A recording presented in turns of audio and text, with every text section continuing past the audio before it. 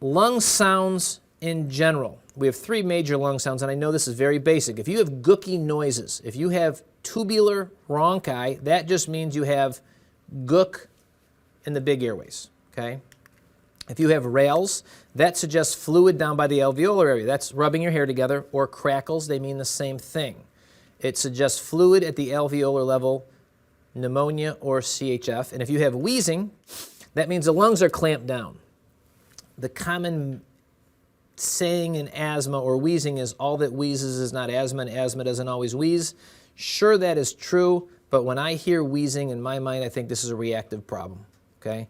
And when I hear reactive or when I hear wheezing, I'm thinking nebs, I'm thinking steroids, okay?